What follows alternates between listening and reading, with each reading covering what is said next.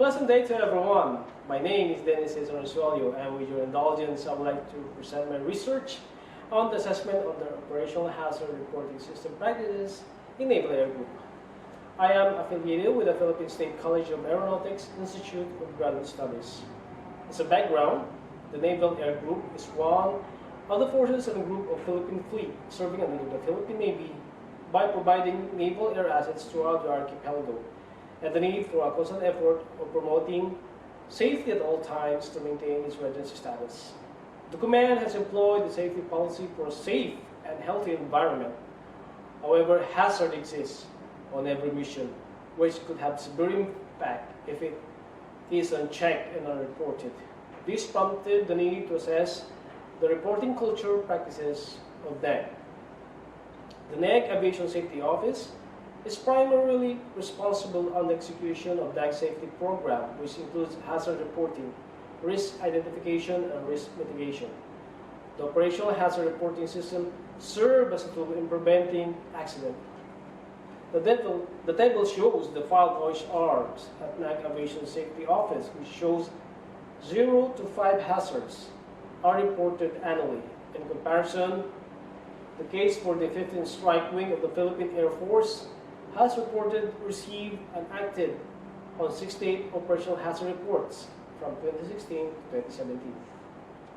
Operational hazard report is a part of a safety management program that is proactive in preventing an accident.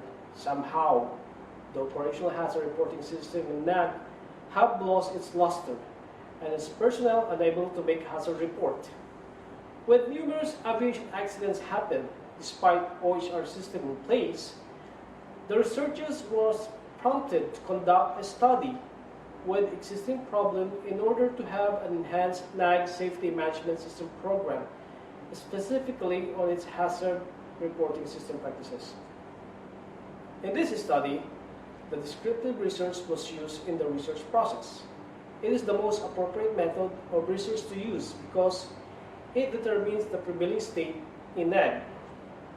The participants of the study conducted were personnel at the Naval Air Group, Sangli Point, Cavite City. Participants are categorized into enlisted personnel and officers. The said participants were grouped according to flight and ground duties. The researcher used the Slovene formula shown. 5% margin of error was considered where the size of population equals to 171 and the sample size equals to 120. A letter request was sent to the Commander Naval Air Group to allow the researcher to administer the survey questionnaires and was processed into readable forms. An informal interview was also conducted to come up with additional inputs to the study. The gathered data was encoded and tabulated into computerized statistical treatment, tools, and techniques such as frequency distribution, percentage formula, weighted mean, Likert type 4-point scale, and the Kruskal-Wallis test. The null hypotheses were tested at 5% significance level where rejection or acceptance will be based on the tabular value. The study covered a period from January 2016 to December 2017, and it aims to assess the current NAG operational hazard reporting system practices in order to determine the need for its improvement to render its effectiveness in accident prevention. Specifically, the study will answer the following: profile of the participants according to gender, age, rank, position, duty, and areas assigned. Participants' assessment on the conditions of work assignment on 6 different areas. Participants' assessment on the operational hazard reporting of NAG hazard reporting practices in 5 different areas. Participants' assessment on the strengths and weaknesses according to the 5 different areas, and suggested alternative means that can be adopted by NAG in its reporting culture, which will serve as a basis for an enhanced NAG OHR system. 3 null hypotheses were tested statistically at 5% significance level, where rejection or acceptance will be based on the tabular value and compared to each tab value of 5.991.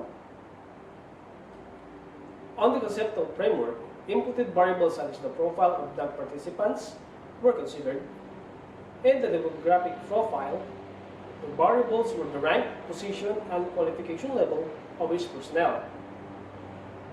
Other input includes participants' perception and conditions of work in areas assigned, hazard reporting practices as perceived by the participants, and the strengths and weaknesses in different areas. Suggestion by the participants on alternative means of reporting was included by offering choices of substitute to further improve the present reporting practice. The second part of the research paradigm is the process where evaluation of done personnel will be studied in terms of hazard reporting profile in relation to the unit's rank, duty, and position. The desired output of this study is an enhanced NAG operational hazard reporting system implemented through an advocacy program for a positive safety reporting culture instilled in Naval Air Group. The reviewed literature and studies, both local and foreign, serve as a basis in conceptualizing the framework of the study. However, it was fully acknowledged the fact that there is a dearth of local literatures and research studies, since aviation safety management program in the Philippine Navy is not that robust as compared to its foreign counterparts. On the demographic profile, it is predominantly 107 males on age bracket of 31 to 40 years old, comprises the majority of 62 for field grade 4 officers and NCOs for enlisted personnel. Majority of the participant, which is 67%, are assigned with the flight duties, and 53% were assigned with ground duties. Areas assigned by personnel includes maintenance, inspection, operations, and ground support. Subjected to mean and critical its tests are the following: conditions of work assignment in relation to operational hazard reporting practices. The first null hypothesis is rejected since there is a significant difference on the 6 variables. This is due to the different duties being performed by each participant, whereas each has its own specific duties and responsibilities to perform which affect operational hazard reporting practices.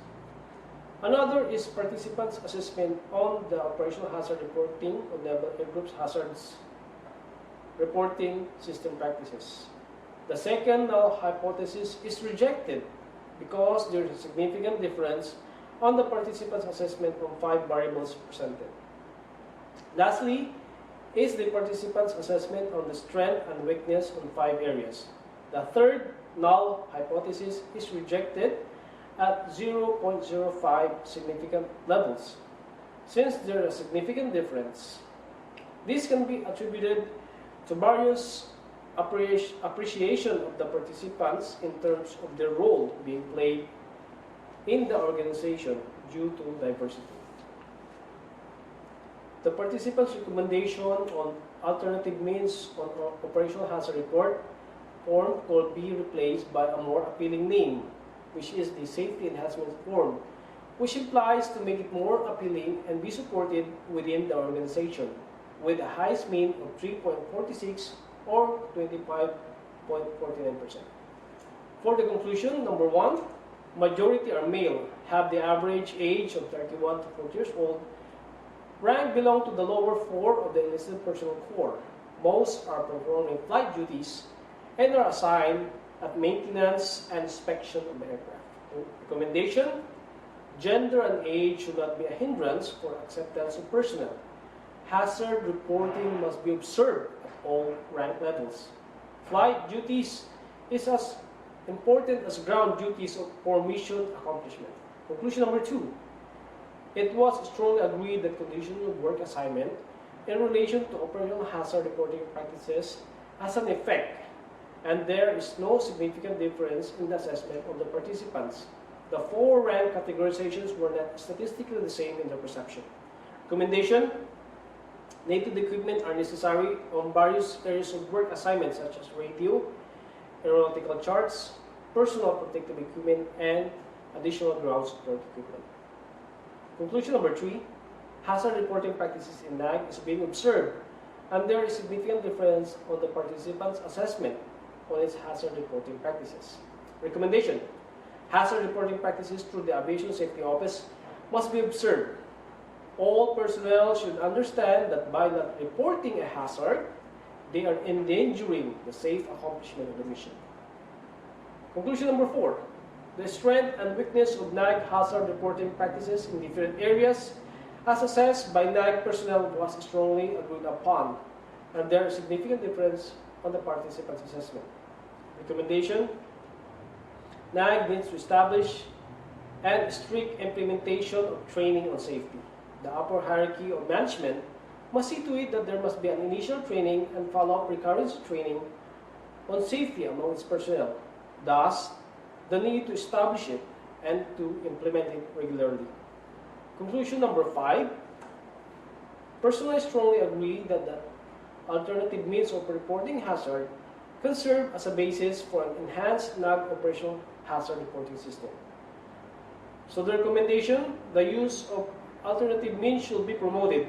Reporting channels such as OHR boxes, dedicated phone, email address, and a secured unit safety website where organic personnel can post hazard reports. As recommended, the name of the operational hazard report form be replaced to safety enhancement form.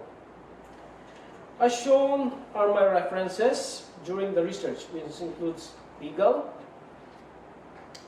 books, unpublished works, manuals, and finally, online sources. That ends my presentation. Thank you, and bless us all.